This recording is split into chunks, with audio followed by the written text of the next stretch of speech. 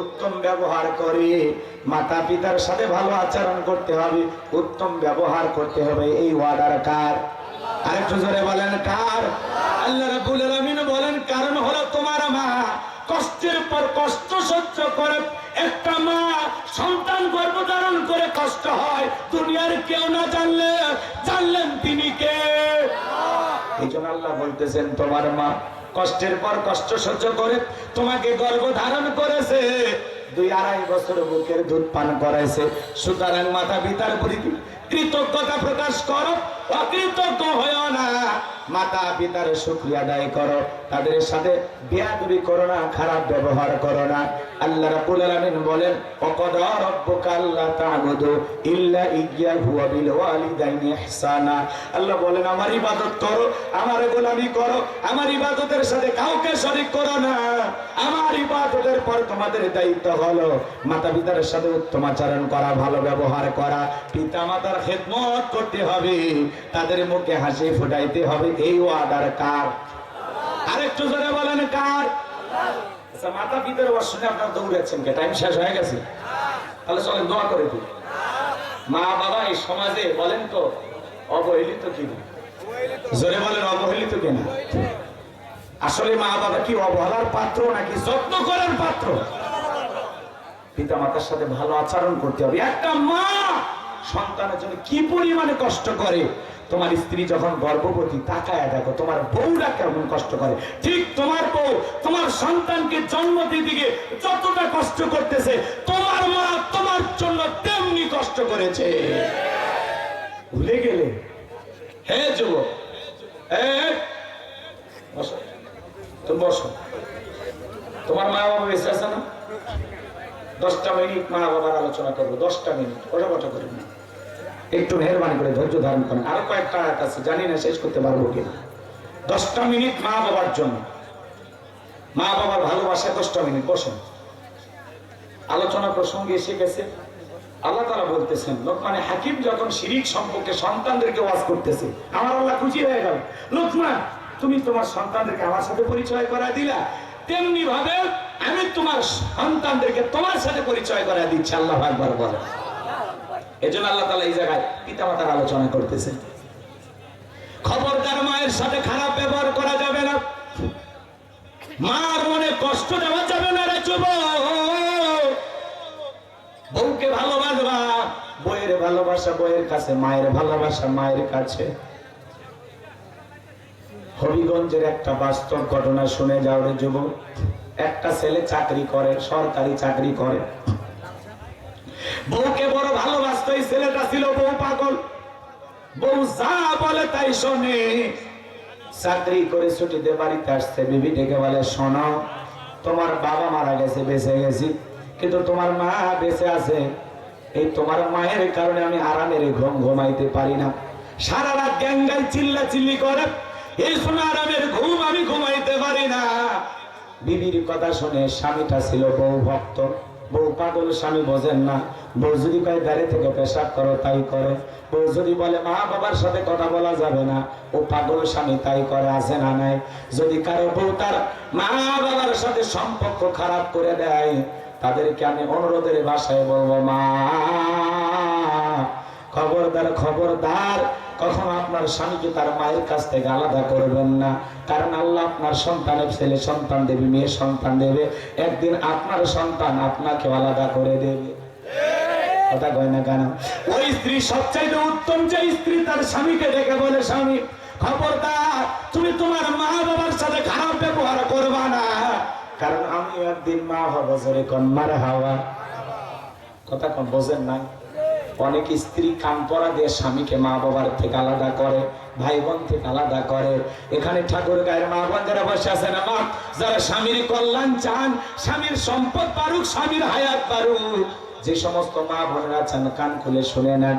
মা বোনদের উদ্দেশ্যে বলে যায়, মা ভালো করে শুনে না, হাদিস শরীফের ভিতরে আছে, যে স্বামী তার আত্মীয় স্বজনের জন্য খরচ করে, ভাই বোনের জন্য টাকা পয়সা খরচ করে, পিতা মাতার জন্য খরচ করে, আল্লাহ তাআলা সেই স্বামীর হায়াত বাড়ায় দেয়। বলেন আল্লাহু আকবার।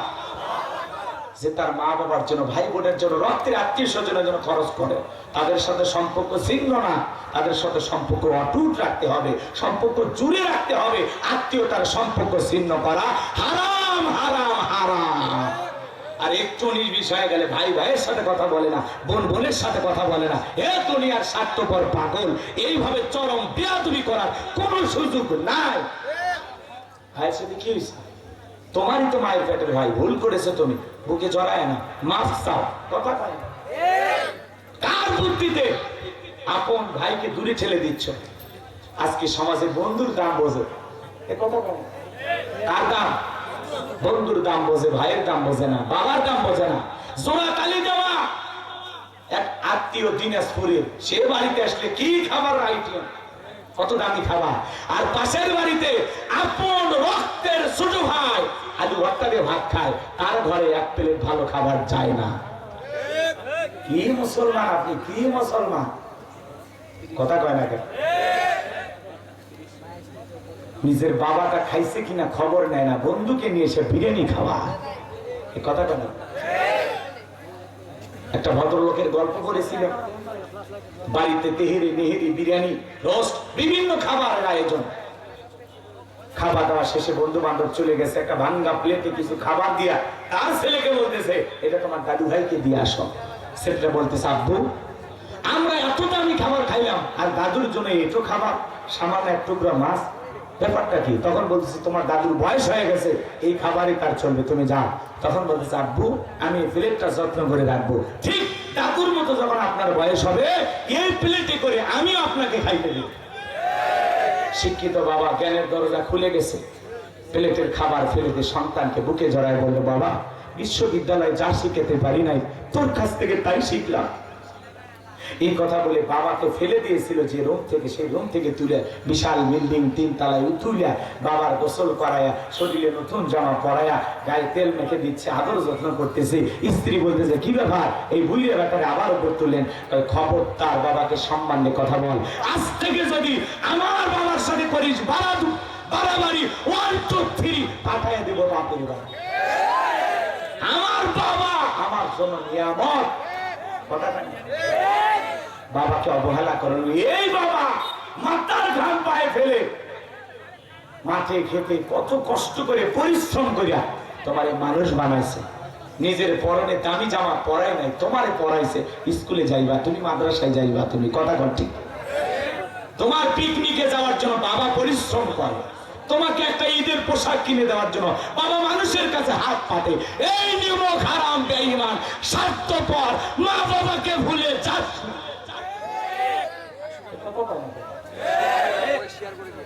শোনে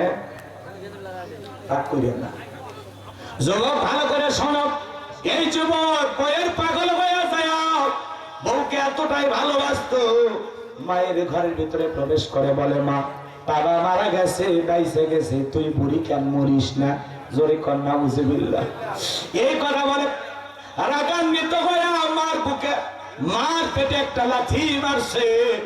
মার পেটে যখন লাথি মারছে, মা চোখের পানি ছেড়ে দিয়ে কাঁদে আর বলে, বাবা বইয়ের কথা শুনে মাকে মারলি, একটা বার কি মায়ের কথা শুনবি না?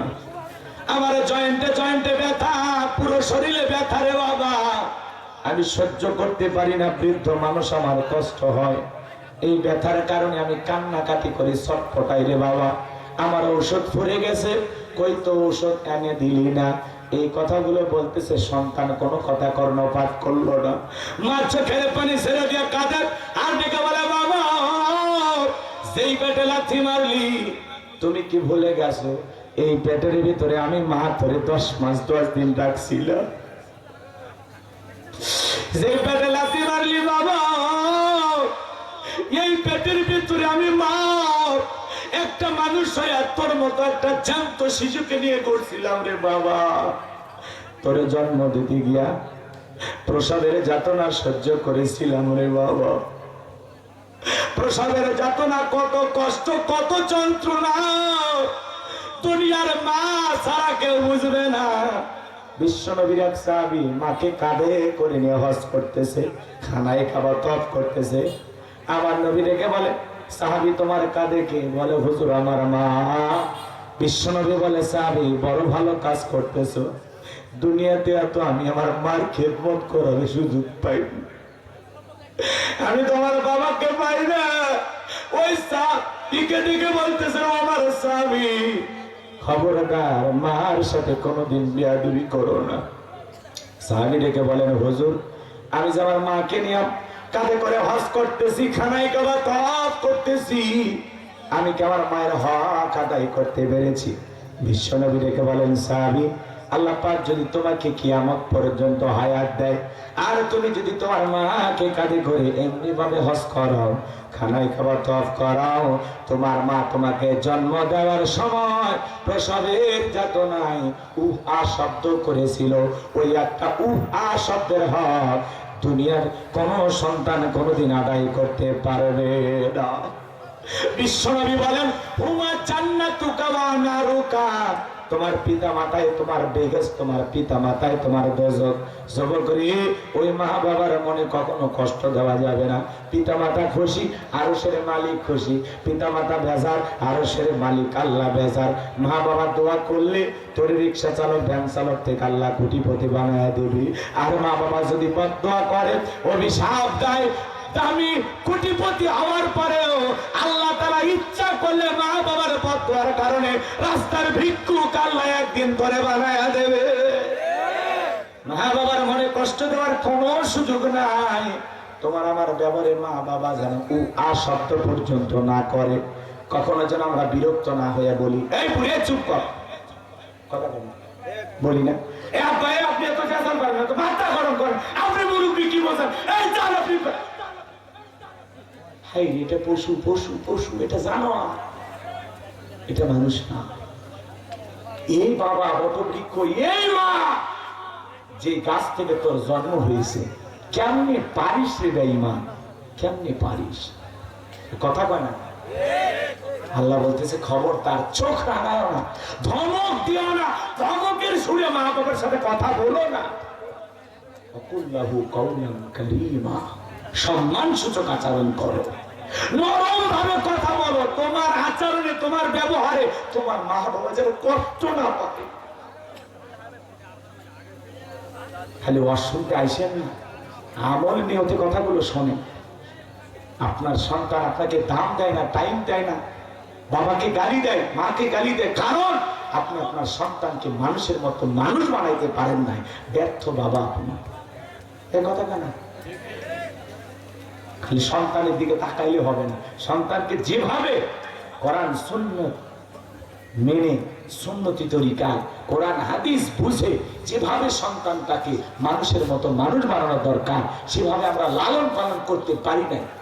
ওমর ফারুকের কাছে একজন বৃদ্ধ কপাল ধরে আসে, বলতেছে, আমার ছেলে আমার ভরণ পোষণ দেয় না, খাওয়া খরচ দেয় না, দেখেন কপাল রক্ত দিয়ে আমার কপালে এত আঘাত করছে, ফেটে রক্ত বার হচ্ছে।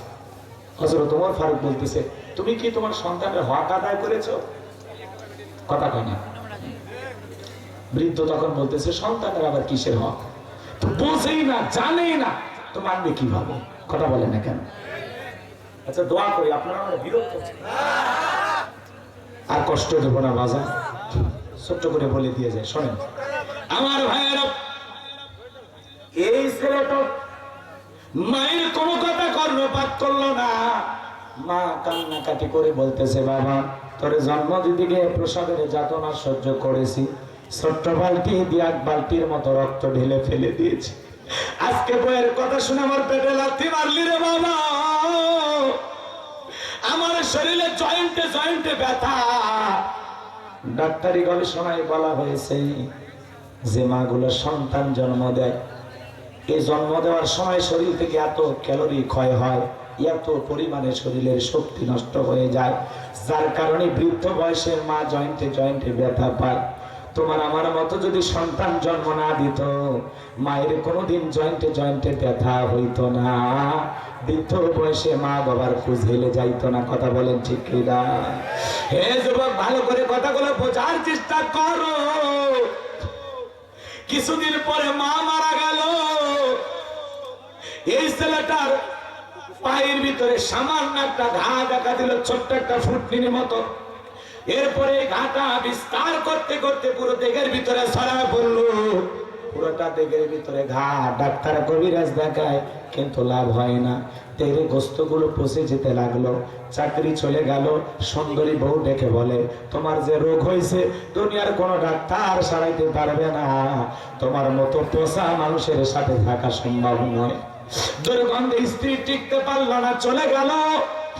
গ্রামের মানুষ ডেকে বলে, বাবা রে, তোমার দেহের ভিতরে যে ভাইরাস ধরা পড়েছে, গ্রামের আরো মানুষের হতে পারে, গ্রাম থেকে চলে যাও।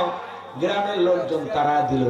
দেহের গোস্তগুলো খসে খসে পড়তেছে, দুর্গন্ধ ছড়াচ্ছে।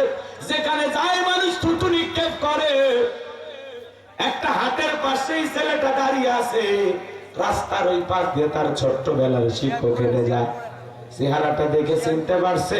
দেখে বলে, বাবা শুনেছিলাম তুমি ভালো অবস্থানে আছো, চাকরি পাইছো, বিয়ে করেছো, আজকে তোমার শরীরের এই করুণ পরিণতি, কারণটা কি? ডেকে বলে, স্যার আমাকে শিখাইছিলেন, পড়াইছিলেন, কিন্তু আমি তো মানুষ হতে পারি নাই, আমি একটা অমানুষ হয়ে গেছি স্যার। আপনি তো এখনো মানুষকে পড়ান, জ্ঞান দেন গো স্যার। আমার এই ছোট্ট কথাটা আপনি দুনিয়ার মানুষকে জানায় দিবেন। আমার এই জীবনের এই পরিণতি হওয়ার পিছনে কারণ আমি বইয়ের মোহাম্মত ভালোবাসা বেঁচে দেখাইতে গিয়া মার পেটে একটা লাথি মারছিলাম স্যার। আমার মা সেদিন আমাকে কোনো বদদোয়া করে নাই। মা যেন গল্প করতে করতে কি কি বলেছে আমি শুনি নাই। আমার মা ইন্তিকালের পরে দেহের ভিতরে ঘা দেখা দিল। সেই ঘা এমন ভাবে ছড়িয়ে পড়লো, ডাক্তার কবিরাজ সারাইতে পারে না। আজকে আমার শরীরে দুর্গন্ধের কারণে বিবি চলে গেছে, চাকরি চলে গেছে, মানুষ তুলে নিক্ষেপ করে, আমার দেহের গোস্তগুলো খসে খসে পড়ে যায় স্যার। একটাই কারণ, আমি আমার মার সাথে বেয়াদবি করেছি। এই জন্য আমার জীবনের এই করুণ পরিণতি, মায়ের অভিশাপের কারণে আজকে আমার জীবনটা ধ্বংস হয়ে গেছে। হে যুবক, সেই মা বাবার মনে কখনো কষ্ট দেওয়া যাবে না, ব্যথা দেওয়া যাবে না। মা বাবার সাথে হাসি খুশি ব্যবহার করবা, মিষ্টি ভাষায় কথা বলবা। কোন কোন যুবক পিতা মাতার খেদমত করে তাদের মুখে হাসি ফোটায়া তাদের দোয়া নিয়া জান্নাতি মানুষ হতে চাও, দুইটা হাত আল্লাহকে দেখাও। আল্লাহ আমাদের সবাইকে পিতা মাতার খেদমতকারী সন্তান হিসেবে কবুল করুন। আর একটু জোরে বলুন আমিন। একবার বলেন আমিন। এই যুবক, আজকে তুমি তোমার মা বাবার সাথে যে ব্যবহার করবে, একদিন তোমার সন্তান ঠিক ওইটাই শোধ দেবে। তুমি মা বাবাকে ভালোবাসো, তোমার সন্তান তোমাকে ভালোবাসো। এই জন্য খবরদার, যে সন্তান রাগান্বিত হয়ে মা বাবাকে বৃদ্ধাশ্রমে পাঠায় যায়, মা বাবাকে ঘর বাড়ি থেকে আলাদা করে দেয়, ও যেন মা বাবাকে আলাদা করে দেয় নাই, নিজের ভাগ্য থেকে জান্নাতটা আলাদা করে দিয়েছে। খানায় খাবার ইমাম হয়েও ছাড় পাবা না যদি মা বাবার সাথে খারাপ ব্যবহার করো। আমার মতো হুজুর ওয়াজ করে কোনো লাভ হবে না যদি মা বাবার সাথে বেয়াদবি করো। কথা বলে ঠিক না? এই জন্য বৃদ্ধাশ্রমে কোনো আলেমের হাফেজের মা বাবাকে পাওয়া যায় না, কোনো রিক্সা চালক, ভ্যান চালক, এদের মা বাবাকে পাওয়া যায় না। এই দুনিয়ার সবচেয়ে বেশি শিক্ষিত, বেশি টাকাওয়ালা, ধনী, এদের মা বাবাকে বৃদ্ধাশ্রমে পাওয়া যায়। এরা শেষ বয়সে মা বাবাকে বোঝা মনে করে। কথা বলে না? এই জন্য খবর, তার মা বাবাকে দূরে ঠেলে দেওয়া যাবে। কিছু কিছু যুবক শ্বশুর বাড়ির থেকে একটা পালসার ডিসকভার সামান্য যৌতুকের টাকা পাইলে পাগল হয়ে যায়। শ্বশুরের দেখা হলে, আব্বা কেমন আছেন, আব্বা কোথায় যাচ্ছেন? শ্বশুর কাই ছোটবেলায় মাদ্রাসায় পড়েছিল, কলকলা সব হরফ মুখস্থ। কথা বলে না? ওই ডিসকভার পালসার পাশার তলে যৌতুকের পাইলে পাশা গরম হয় ভাই। কথা বলে না? শাশুড়ির দরজায় যায়, গাড়ি ব্রেক কইরা ডাক দেয়, আম্মা। গুন্ডা করা উচিত নাকি? শাশুড়ি কে জামা একটা পাইছি, বাপরে বাপ, ছোটবেলায় মাদ্রাসায় পড়েছেন, গুন্ডা সব মুখস্থ। ওই একটা মোটর সাইকেল দিয়েছে, শ্বশুর শাশুড়ি আব্বা মা হয়ে গেছে। এই যুবক, তোমার মতো একটা সন্তানকে লালন পালন করতে গিয়ে ওইরকম 10টা 20টা গাড়ির টাকা তোর পেছনে খরচ করছে। কথা বলে ঠিক? আজকে ভুলে গেলি হ্যাঁ সামান্য একটা যৌতুকের মোটর সাইকেল পাইয়া শ্বশুর শাশুড়ি আব্বা আম্মা মা বাবা হয়ে গেল বুড়া বুড়ি, তোর কপালত নাতি আর বুড়ি, মরার পরে ফেরেশতারা বাইরে ফুটা করবে ভুড়ি, জাহান্নামে হবে তোর বসত বাড়ি। কপাল পুড়িয়ার আগে সাবধান হয়ে যাও। অনেক রাত হয়েছে, তাফসীর ভিত্তিক আলোচনা শুনতে হলে প্রত্যেকটা আয়াতে অনেক কথা আছে, ব্যাপক আলোচনা আছে। অনেকটা সময় চলে গেছে, আপনাদেরকে আর কষ্ট দিতে চাই না। আমি 12:30টার কথা বলেছিলাম, 12:30টা পার হয়ে গেছে। শুধু শোনার মধ্যে সীমাবদ্ধ যেন না থাকে, যতটুকু শুনেছেন আমল করবেন ইনশাআল্লাহ। আমি যে আয়াতে কারিমা তিলাওয়াত করেছিলাম, কষ্ট হয় আপনাদের? কষ্ট হয়? এদিকে খেয়াল করেন, লোকমানে হাকিমের কথাগুলো বলতে গেলে অনেকগুলো কথা বলা যায়। পরিশেষে যে আয়াতে কারিমাটা তিলাওয়াত করেছিলাম, লোকমানে হাকিম তার সন্তানদেরকে বলতেছেন, ইয়া বুনাইয়া আকিমিস সালাহ, হে আমার বৎস, হে আমার সন্তান, তুমি সালাত কায়েম করো। সালাত কি করো? কায়েম করো, সালাত আদায় করো। সন্তান যদি আপনার হয়, বলেন তো নামাজি বানানোর দরকার আছে না নাই? পৃথিবীর সফল বাবা তারা, যে বাবা তার ছেলের হাত ধরে সন্তানকে মসজিদে নিয়ে যায়। কথা বলে ঠিক কিনা? এরপরে কি বলবেন সন্তানকে? ইয়া বুনাইয়া আকিমিস সালাহ, হে আমার সন্তান নামাজ পড়ো, নামাজ পড়ো। আমাদের সন্তানদেরকে যদি আমরা নামাজি বানাইতে পারি, আমাদের ভবিষ্যৎ প্রজন্ম হবে নামাজি। কথা বলে ঠিক কিনা?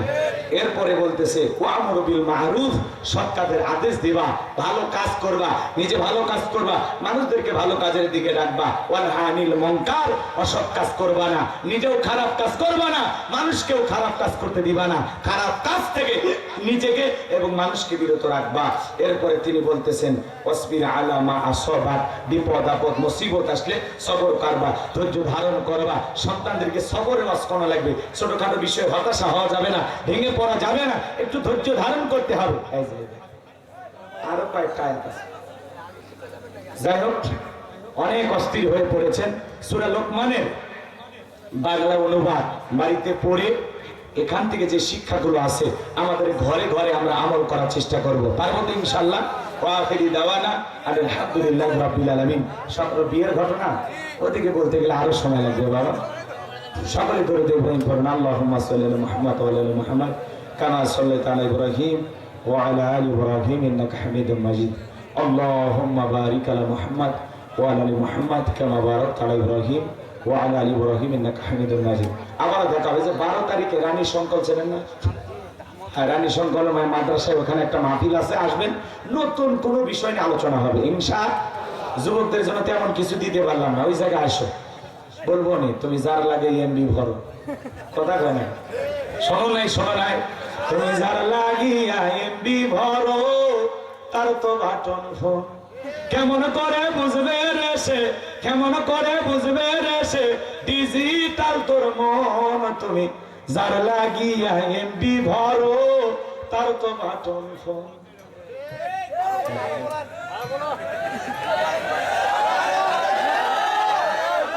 ভালো লাগে না? সময় নাই তো, আসেন আসেন, দেখা হবে ইনশাআল্লাহ। না বলবো না, এটুকুই বাকি থাক। আর কিছু বলার আছে আপনাদের? সভাপতি বাবাজি কিছু বলবেন? সালাম কালাম দিবেন, দোয়া দেবেন? আমি দোয়া করে দেবো, আপনি কিছু বলবেন?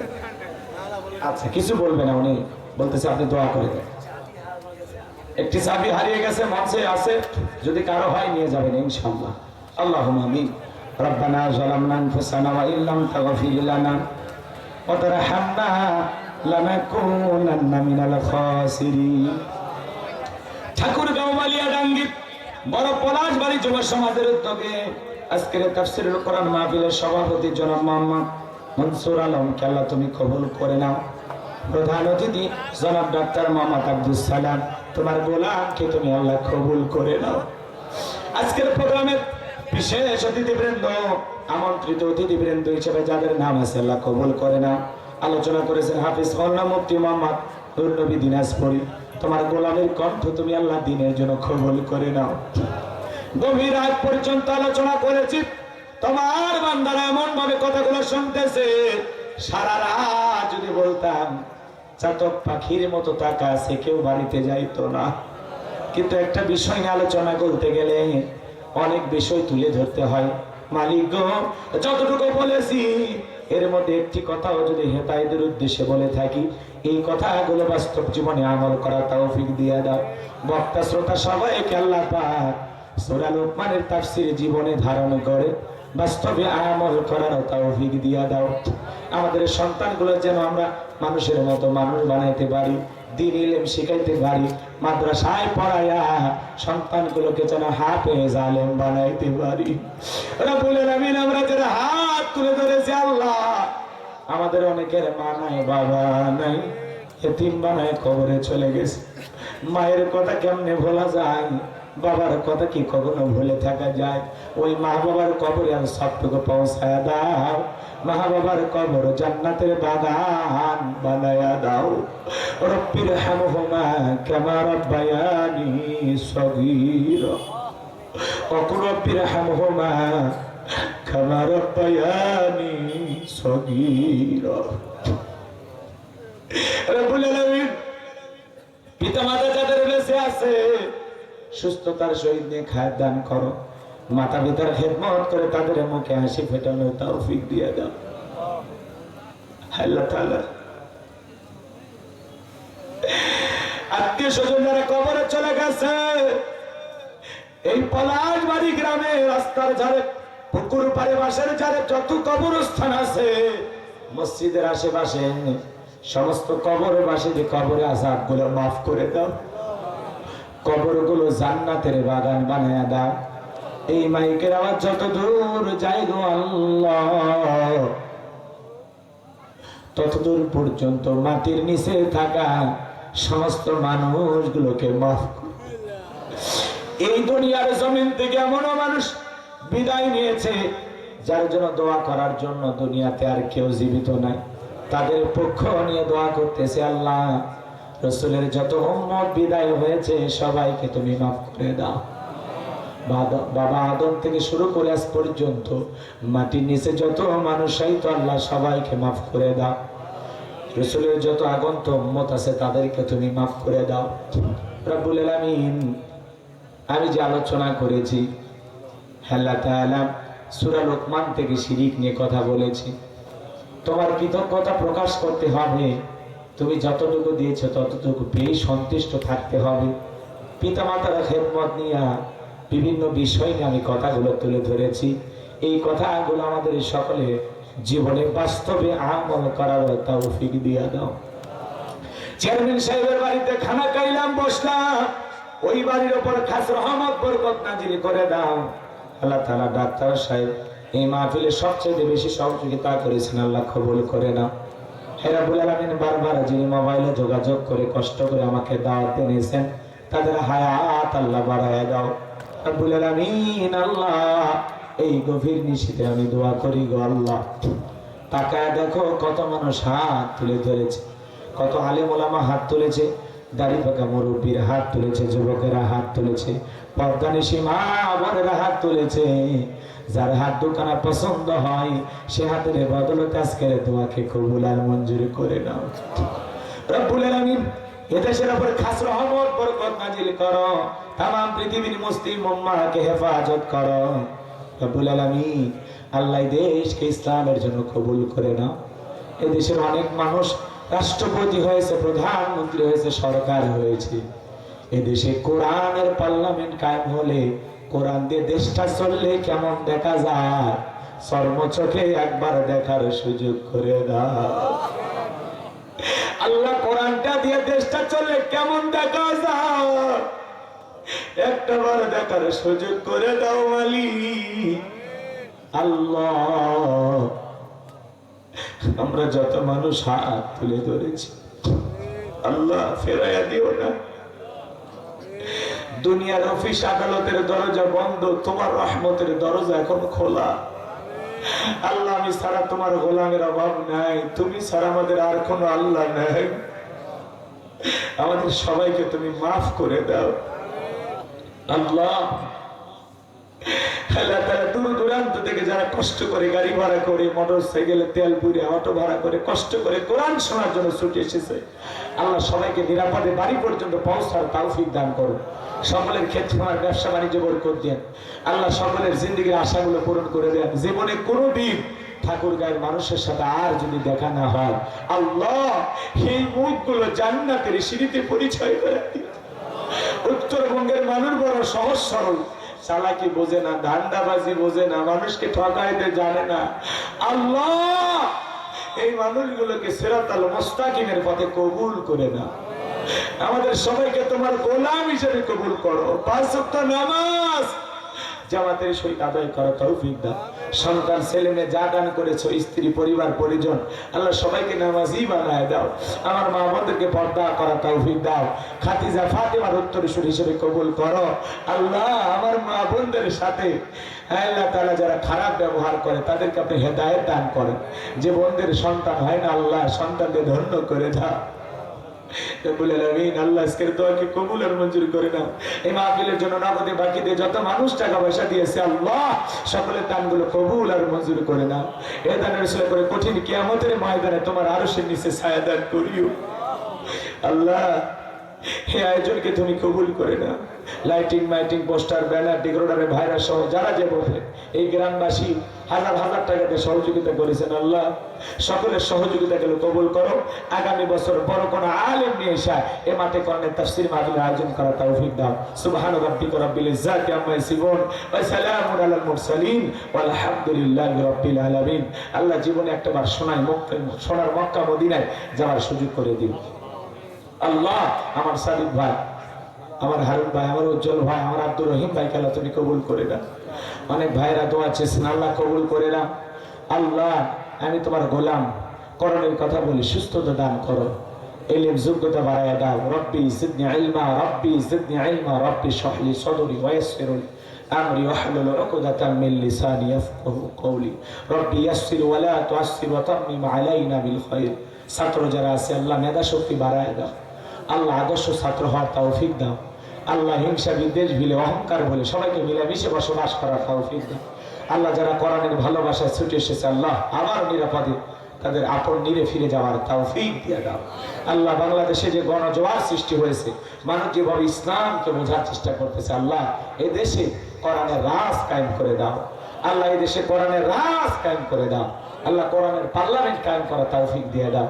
আল্লাহ হিংসা বিদ্বেষ ভিলে আল্লাহ যারা শগুনের নজর দিয়ে দেশের উপর তাকায় আছে, আল্লাহ জালিমের জুলুম থেকে, শগুনের থাবা থেকে, সকল ষড়যন্ত্রের হাত থেকে আমাদের প্রিয় মাতৃভূমি বাংলাদেশ কাল হেফাজত করো। এদেশের প্রশাসনের ভাইদেরকে জনগণের বন্ধু বানায় দাও। আল্লাহ পাশে বসে আছেন সভাপতি মহোদয় অসুস্থ, আল্লাহ তোমার গোলামকে শেফায়ে কামিল আজেলা দান করো। আল্লাহ অনেকে দোয়া চেয়েছেন, আল্লাহ কবুল করো। আল্লাহ জীবনে একটা বার সোনার মক্কা মদিনে যাওয়ার সুযোগ করে দিও। যে মাসে মরণ দিবা মাসটা যেন রমজান মাস হয়, যে দিনে মরণ দিবা দিনটা যেন জুমার দিন হয়। নামাজের সিজদারত অবস্থায় মৃত্যু দিও, কোরআন পড়তে পড়তে মৃত্যু দিও। আর রাজপথে ইসলামকে প্রতিষ্ঠিত করার জন্য আল্লাহ এই জীবনটা বিলানোর তৌফিক দাও। ছাত্রদের মাধ্যমে যে গণবিপ্লব বাংলাদেশে ঘটেছে, আল্লাহ এর ধারাবাহিকতা বজায় রাখার তৌফিক দাও। এদেশকে সুরক্ষিত রাখার জন্য সবাইকে মিলেমিশে ঐক্যবদ্ধ হয়ে কাজ করার তৌফিক দাও। যেদিন মৃত্যুর সময় উপস্থিত হয়ে যাবে, মালাকুল মউত যখন সামনে দাঁড়িয়ে যাবে, ওই সময় দয়ার নবীর চাঁদ মুখখানা দেখতে দেখতে আমাদের জবানে জারি করে দিও লা ইলাহা ইল্লাল্লাহু মুহাম্মাদুর রাসূলুল্লাহ সাল্লাল্লাহু আলাইহি ওয়াসাল্লাম। আসসালামু আলাইকুম ওয়া রাহমাতুল্লাহি ওয়া বারাকাতুহু।